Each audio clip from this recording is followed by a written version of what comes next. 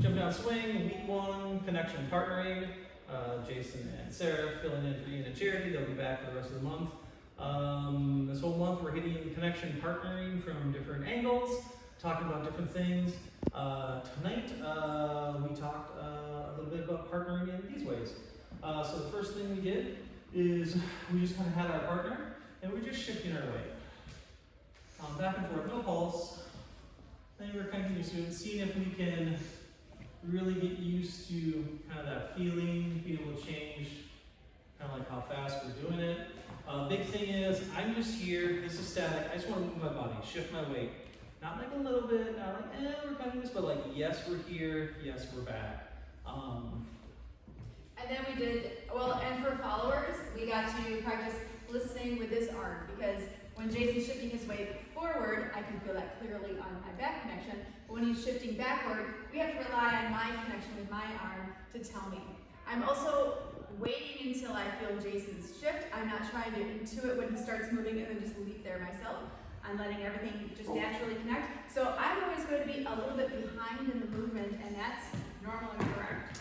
And then we ask the leads to kind of listen for this and recognize it. So it's just important, as important for me to really, like a bulldozer respect, be like, yes, I'm going this way. But then I also need to wait for my partner to finish their movement and finish their weight connection. If they're only halfway, I can't be like, hey, psych. So I'm also getting used to listening to my partner so that I know when they've finished so that I can take them somewhere else. And then we switched it over. We had people who were leading become the followers became the leads. We did the exact same exercise. We also added pulsing into it. Yep, just using pulses so that we can really communicate more clearly and how much easier this is. And then if we've got this, it's easier to switch up our rhythms. Sorry, I made a jump.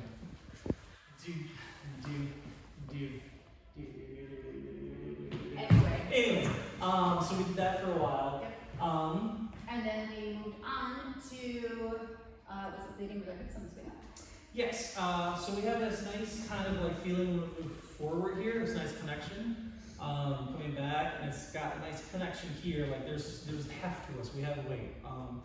So instead of squaring off with our shoulders on forward, where we're coming here, we try to kind of lead a little bit with my hip, and then Sarah's leading with her hip. So from one angle, boop, doop.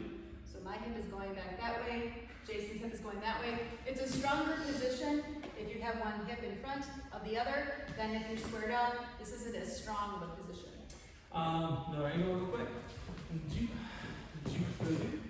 And I'm also trying to make sure I don't go across Sarah's center line. So I don't want my center line crossing Sarah's center line. So even if we are choosing to square off our shoulders, just making sure that we don't go too much, because then if I'm going, then that's rolling Sarah over, asking her to take a 5 before a 5.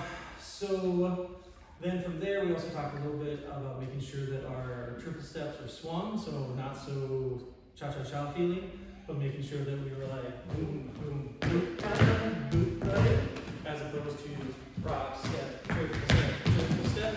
So if we kind of squared up, if we didn't square up, but we kind of use those ideas in our swing out.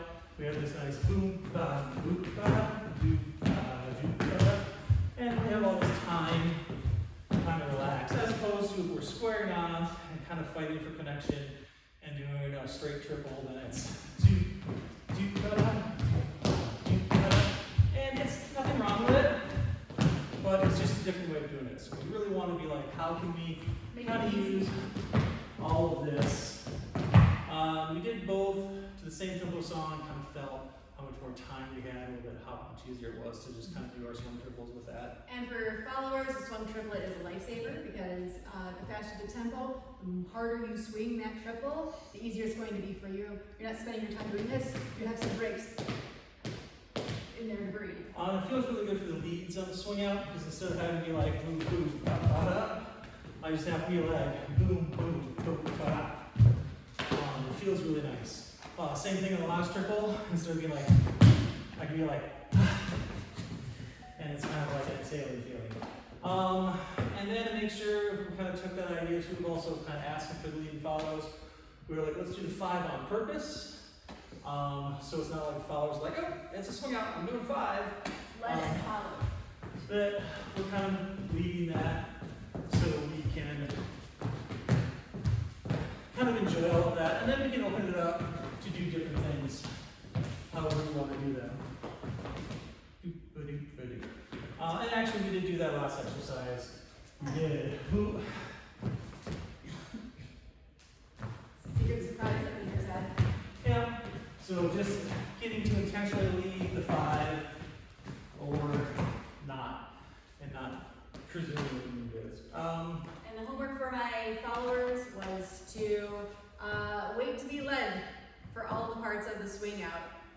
Don't just assume. And it'll stretch everybody's brains a little bit more. Yeah, that was everything for this week. Thank you so much. Good job.